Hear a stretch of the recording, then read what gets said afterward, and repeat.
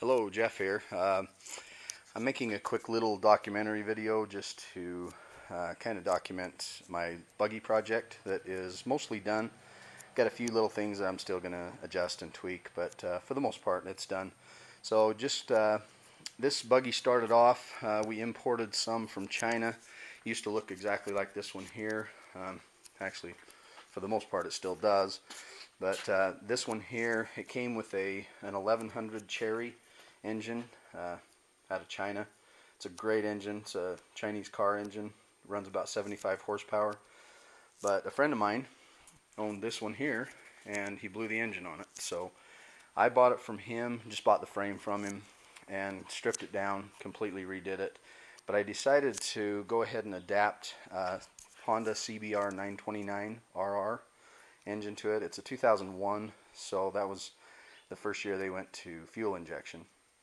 So that's why I wanted to go with that one. But anyway, just show you some of the things that I did here. I don't know if you can see the engine in there. It's kind of hard to see with this video, but anyway, you can see here I adapted it to a forward reverse gearbox. I thought about just going, most people just put these directly into a sprocket so they don't have any reverse, but the kind of riding that I like to do, I decided to go ahead and go into a gearbox so I could have reverse. But that was a lot more difficult project than what I ever imagined. I ended up looking all over the world for a used gearbox but couldn't find one, and so ultimately I ended up having Dan at RPM out of Southern California build me a gearbox. You can see it right there. There's a picture of it. That is the most expensive part on the whole buggy, but worth every penny. That thing is bulletproof. But anyway, just show you a couple of things that I did to it. I cut the back of the buggy off about right here, and down at the bottom as well, because I needed to extend it out. I needed more room for the engine and the gearbox, and so there was no way to adapt it to the old trailing arms and what was on there. And so I ended up, I looked at buying some different trailing arms, and I really couldn't find anything that would work for me. And so what I ended up doing is just designing and building my own. You can see there. I went with what's called a 5-link system. I got the idea from the Polaris Razor XP, and in fact these rods right here are actually off of a Polaris XP. I was going to build my own, and I saw those and was able to pick them up real cheap. They were some takeoffs, so picked them up real cheap and just used those. And then what I did is I put an adjustment on the bottom one down here.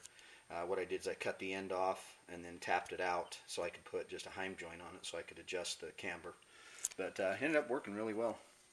So yeah, it's a 5-link system. I was shooting for 15 inches of travel, and I ended up getting 18, so you can imagine I was smiling ear to ear when I measured that out.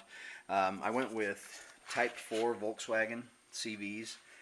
These are actually the same mount as a Type 2, but I went with the Type 4 because you can get, MP makes these. They're race ready. They've got special cages on them that you can actually get about 26 degrees of angle out of these, which is just incredible for a CV. I'm actually at maximum full extension on these. I'm using about 23, 24 degrees, and it spins with absolutely no problem, no restriction at all. So great CV axle setup. As you can see here, I just rebuilt the whole rear end, did all the motor mounts, everything. I don't know if you can see that, it's kind of dark, but anyway, just did all of the mounting, all the hardware, everything. Just rebuilt the whole thing. It was a lot of fun project. This toolbox on the back is actually I was looking at building a box for the computer system and the battery and all the electronics, and it just hit me, that toolbox. I think I paid $6 or $7 for it, and at Home Depot, and it works perfect. So anyway, I just adapted it on, built mounts for it. The exhaust system is kind of cool. I had this, the stock exhaust system that was on there, it went down underneath the engine, and so I couldn't use it. I don't know if you can see that, but anyway, so guy I know, a friend of mine, he has a muffler shop, so I had him custom build a header for it. And then, so this is what he built here, and then I just adapted the muffler from there on it from there. So anyway, that ended up working really well. It's a little louder than what I had hoped for, but anyway, it works. Fuel system, this was probably the most difficult thing.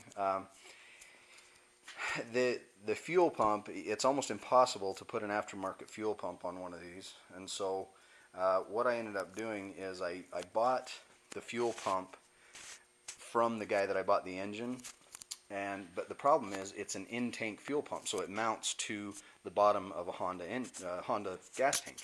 So what I had to do is I had this gas tank on another rail, and so what I did is I cut holes in the bottom, cut a pattern, and then actually adapted the stock fuel pump into the sump of this fuel cell. Ended up working really well. I was actually really surprised when that worked out. But the shocks on this are just amazing. They are Walker Evans. They are actually takeoffs from an XP 4-seat. And these things are way expensive. I was able to get them really cheap for the buying the whole set. And they're just amazing. The rear suspension, the thing I'm most pleased with this whole project is the rear suspension. It ended up being better than I ever imagined it would. Here you can see the front link there for the trailing arm that I built. So, kind of fun. Was able to find these 4-point harnesses, racing harnesses for the seat belts at a yard sale. I picked them up for $50 for the pair, which was kind of cool. Just build a little dash for it. I'm probably going to redo that and do it a little better. But shift. Oh, this is another thing. The shift linkage. I was able to use from the Chinese engine.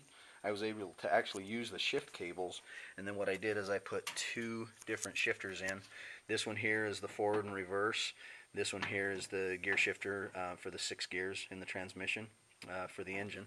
And all I did was I just adapted it. You can see there, I just adapted the old shift cables into some little joints, like kind of little ball-end joints there, and they worked out great. It was kind of cool. So those come back here, and then you can see where that cable there comes into, and that shifts the gearbox. And then the other one is right there on the side of the engine. That is the gear shifter for the engine. So yeah, it was amazing that worked out so well. So, you know, I'm not going to lie, the first time I took this out I was a little discouraged. There were so many things that had to be adjusted and tweaked and reinforced, and you know, this is one thing right here. I ended up building this plate right here for extra support for the gearbox, and the tensioners here. I put an extra tensioner on. So the problem is the gearbox has to actually slide forward and back to adjust the chain, and so I had to build the mounts to where they're adjustable. I don't know if you can see down there. Anyway, they're adjustable mounts where I can slide it back and forth, and actually turned out pretty good. After I got it reinforced and everything, it turned out that it was kind of cool. But another thing I did is I remounted the whole front suspension system. I redid it. I put these plates in here to extend, give it more travel, longer shocks, and then also the rack and pinion system that they had in this. It was really a poor design how they had it mounted. So what I did is I took it off. I was going to put a new rack and pinion, but it ended up I was able to use the same rack and pinion that was on there, but I just mounted it out front, and then I just had to rebuild these, the connectors, and just build new mounts there. I had to flip the front discs and hubs left to right and right to left because it was mounted to the front now instead of the back, but it ended up working out perfect. So put a new winch on it, kind of a cheap one, but it works. And then, you know, new lights all around. Put a couple of flag, I'm not going to pull these out to show you, but a couple of new flag poles on. These just flip up, and then I have the third buggy whip here. So anyway, the radiator, that is out of a Toyota Corolla I got out of a junkyard for $50. That was kind of cool. But Anyway, so that just just a quick little documentary. I'll run it in the next video and kind of give you an idea of how it runs. It's amazingly fast. It's been really fun doing the testing. But anyway, that's it for this video. Thanks for watching.